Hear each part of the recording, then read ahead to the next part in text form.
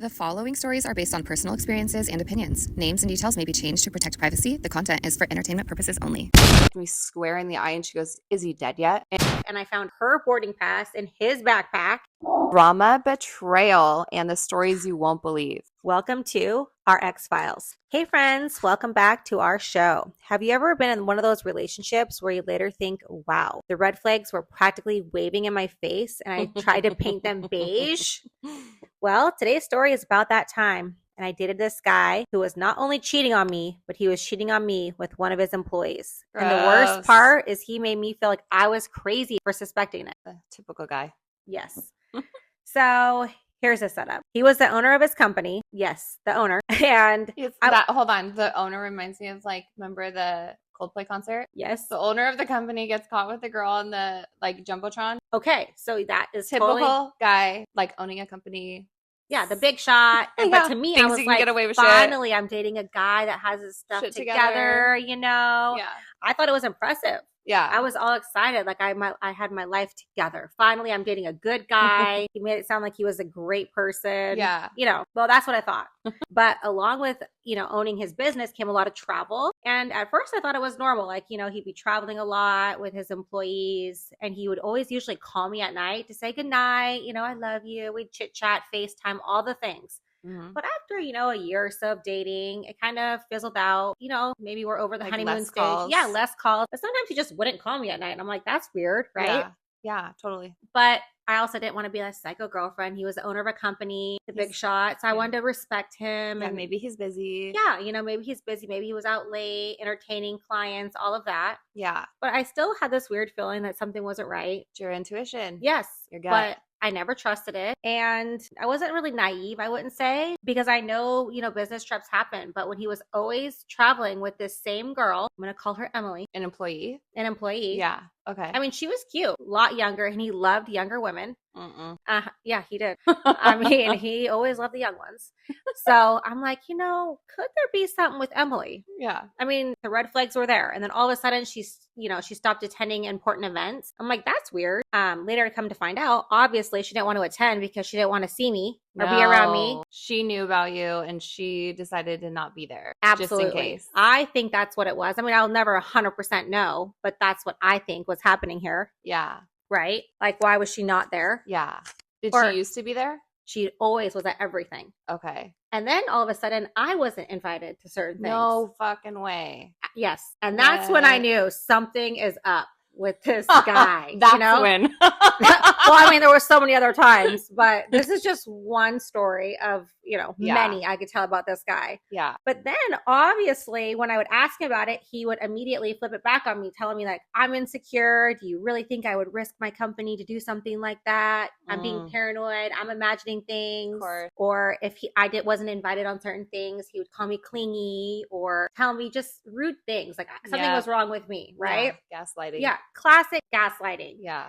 He had me doubting myself and questioning whether I was some type of jealous girlfriend who couldn't handle his success or if I was maybe needy or clingy because, but then again, this guy never wanted to go to anything on his own. So the fact that I wasn't invited was also a red flag. You're like, and who the fuck are you going with? Yeah, exactly. Yeah. Exactly. He was not attending by himself because, of course, he liked to have some arm Someone candy. with him. You know what I'm saying? Anyway, here's the thing. The truth always comes out and his stories didn't add up. The receipts didn't match. The timeline didn't match. And there was going to be a time that I was going to find something out, right? And then this one time he came back from a trip and I found her boarding pass in his backpack. And I thought, okay, that's weird. You can travel with employees, but why are you holding her boarding pass? Yeah. That's definitely a fucking weird thing to do. Right? Why would he have hers? And only hers. Yeah. Odd. Yeah. So then, of course, I'm being a psycho. I'm trying to Google things.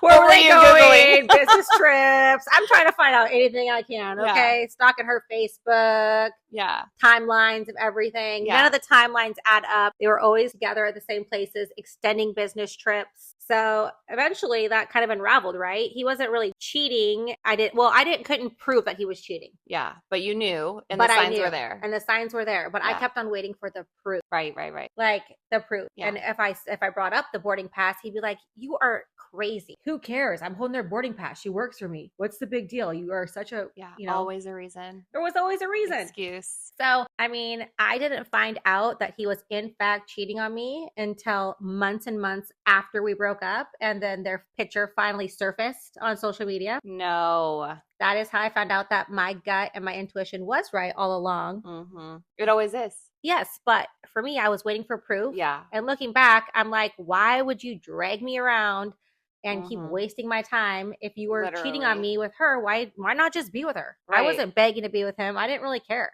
Yeah. That's what always makes no sense to me. Like, Yeah. why do guys do that? I have no idea. I even moved out of his house. I was doing my own thing. He kept trying to get me back, dragging me along. So weird. I Like, know. He just wants to hold on to you. Yeah, he wanted to hold on to me And not let- ev- and her. Anybody he could, apparently. Yeah. He can juggle well. It's just his ego. He wanted Yeah. multiple young women, I guess. How did his like employees that were working with them not say anything to you or like notice anything? Did he have more than her as an employee? He had more than her as an employee. I think, well, they probably didn't want to get in trouble. Did they hide it then, you think? I At think work? that they all hid it from me. And it wasn't until a birthday party That's awful. that we were at, and they had kind of mentioned how she was acting at another party that I wasn't invited to. And she was acting kind of jealous of him dancing with other girls. And I just knew in my gut that was the end for me. I mean, that's when I kind of found out that other employees knew about it, other people knew about it. And it Yeah. was actually really embarrassing for me. So embarrassing.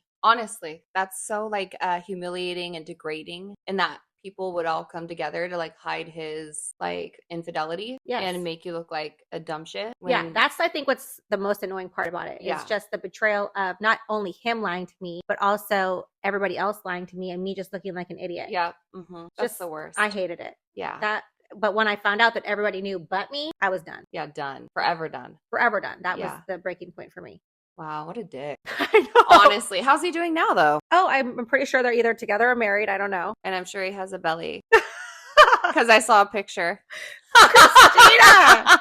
That is so awful. You can't be saying that.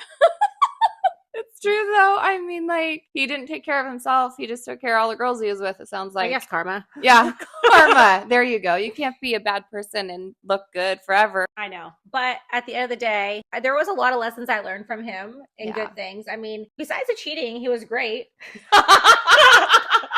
So there's that. I mean, he was a lot older than me, so he taught me all about like a 401k, Yeah. getting my life in order. So there was that benefit to it. I didn't Yeah. come out of that relationship financially in the hole like I had in other relationships. So I Right. guess that's a plus. Yes. I'm That trying is to- a plus. You got something out of it and you learned a lesson. Like your intuition, you always know, but you're waiting for the receipts. Sometimes you don't have to wait for them though, you know? But for me, I'm really loyal. And so for me, I didn't want to end something. I mean, I genuinely loved him so much, right? Mhm. So for me, I didn't want to end a relationship with somebody that I loved so much and this family life that I had created with him and this idea that I had in my mind that we Mhm. had for something that I didn't have proof of, right? Because Right. then I wouldn't forgive myself if I was wrong. Like I messed up. I ended this relationship yeah. with All on feelings. yeah, just all on feelings doubt. or maybe my own insecurities. Maybe I was Mhm. insecure because I had come out of another bad relationship, which was with my ex-husband. Mhm.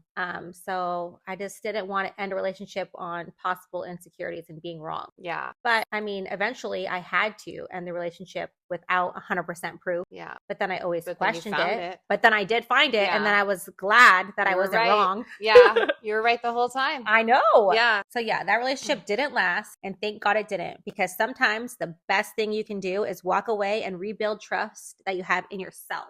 Yeah.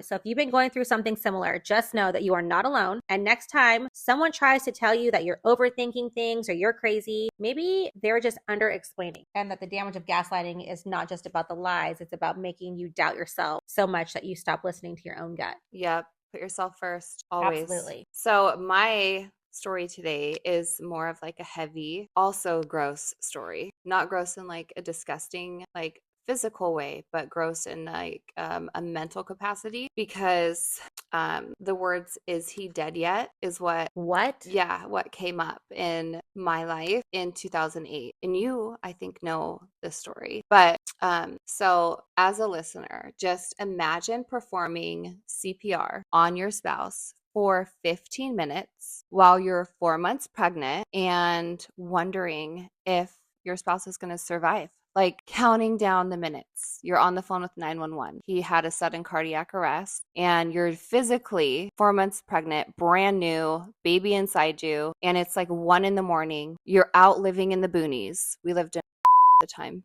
And for 15 minutes straight, I did CPR on him, not knowing if he was going to survive. I And literally cannot even imagine that. it was terrible. And because thankfully I worked at the hospital in Auburn for probably 4 years, I had to do CPR training. I think it was every month. So I knew what to do. Well, that's a blessing right there. Yeah, thank God. So I kept him alive for 15 minutes. And when the paramedics arrived, he had no pulse, and the paramedics gave him the epi shot, shocked him. He still had no pulse, did it again, shocked him, and then he got a faint pulse. So I got dressed real quick because obviously at 1 a.m. I'm in my jammies. So I got my jeans on. I got in the ambulance. We rushed to the hospital. And as I get to the hospital, he gets rushed back. I have no idea like what's going on with him, but he wasn't waking up is all I knew. Because usually after a cardiac arrest, you wake up. Yeah. He was not waking up. So something severe had happened. And being 4 months pregnant, I'm worried I'm going to miscarry. Because of all the stress. Yeah. And the shock on your system. And that was our second. So I was pregnant with Audrey during the time. So I had Landon at home. My mom came and watched him. But anyway, at the hospital, I was sitting in the waiting room. I called a couple of his friends and I had them come. They were all waiting with me. We were just waiting for updates. On the way to the hospital, I called his ex-wife out of courtesy because she had 2 kids with him and I wanted her to know what was going on. Yeah, because you've always been the bigger person with her. Right? I had to be. So I called her on the way just to let her know out of courtesy because they have 2 kids together, like, hey, this is what's going on with their dad. And I didn't tell her to come to the hospital. I just said, I'll let you know. Like, as I get updates, I'll let you know what's going on just for the sake of the kids so you know.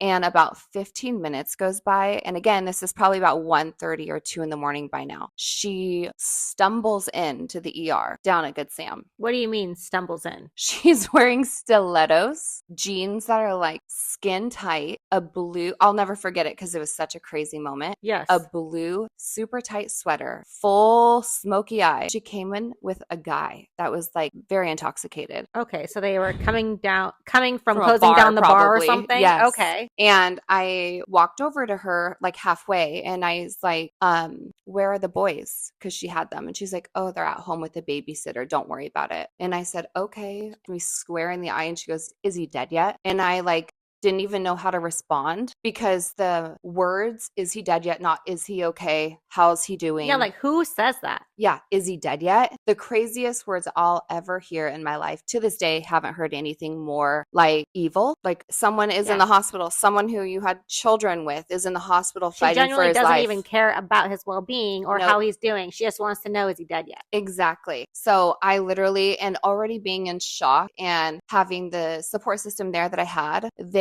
all of his friends came. They heard her say that. So it wasn't just me. All of the friends heard that and they were like, get out of here. You don't belong here. You're not welcome here. You need to leave. Like, why would you say that? Because I did start crying when she said that because I didn't know if he was dead. I didn't know because he couldn't wake up. So I wasn't sure. Yeah, you didn't even know how he was doing. So exactly. For someone to say, is he dead yet? Like that is traumatizing to say to someone when you're already emotional. Disgusting. Yeah. Like who thinks like that? Why would that be her tone? Right? Exactly. So, about an hour later, my husband comes to the ER. She lived a little further away. And I told her what had happened with his ex-wife. And she goes, oh my God, Kristina, do you know why she said that? Is he dead yet? And I said, no, why? And she goes, in their divorce settlement, she had a $2 life insurance policy on him. So you're telling me she came into the hospital asking if he's dead yet over money?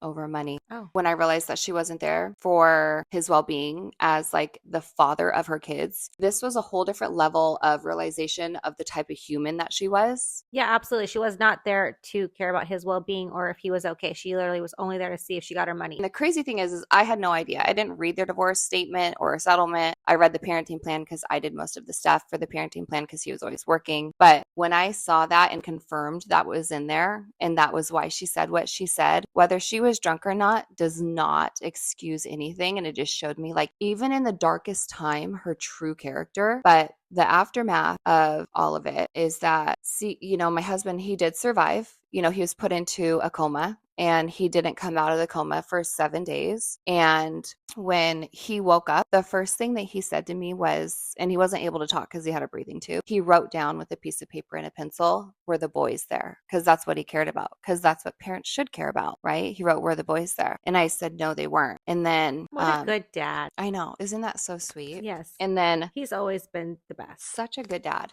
He cares so much about his kids. The moral of the story is, he had a cardiac arrest, 7 days in a medical induced coma. When he came out, he said that about the boys. And then, we were able to, never forget that night, never forget what she said. But with those words, they will always be etched into my memory. Every conversation, every single thing that ever happened for the next 18 years of our marriage together, any interaction I've ever had with her until the boys grew up to be as old as they are now, I will never forget. To be that type of a person to walk in and say, "Is he dead yet?" That's the only thing she said. So some people in life, like even through a divorce, no matter what the reason, no matter what the cause, they will hold on to everything and they will hold on to that anger. What it just comes down to is that she showed you her true colors and who she Yeah. really was. And it's something that you will never forget. I will never forget it. He won't even forget it. When I told him that she had said that, he was like, "What a bitch." But he expects that because I guess being married to her was pretty similar to that experience that I encountered. Honestly, like that's all he remembers is bad stuff. What an awful marriage. Yeah. So those words are definitely etched into my memory. And not because of their cruelty. It's because they reveal her truth. So here's the lesson. Crisis reveals character. Some people show up with compassion, others show up with greed. Once you see it, you can't unsee it. Like you literally can't. Like who they are in the darkest moment, you'll never unsee that. Like I'll never be able to. And what I also learned in this is that love can outlast cruelty, because we came out of that hospital with life, with family, with faith, not with death, not a life insurance policy given to anyone, and certainly not with her. Like we walked out stronger, more aware, more hyper vigilant of who we were really dealing with and the motives behind it. So I doubt anyone can truly relate to that story, but maybe you can. I really hope they can't, because that is just awful. Yeah, absolutely. I hope no one can honestly relate to it, because that's very sad. Because there's no amount of money in the world that could ever replace their father. So exactly, that's what she should be caring about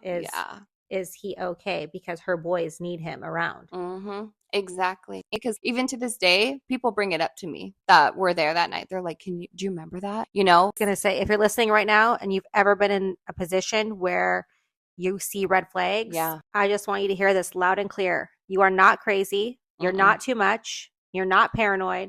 Your gut is your compass, and it's there for a reason. So listen to it. Thanks for tuning in to our X-Files. Please like, comment, share, and subscribe. If you've got a wild story about your ex, we want to hear about it. Send us your anonymous submission through the link in our bio to be featured on a future episode. The crazier, the better. And don't worry, your identity is safe with us. Until next time, keep those X-Files coming. Bye. Bye.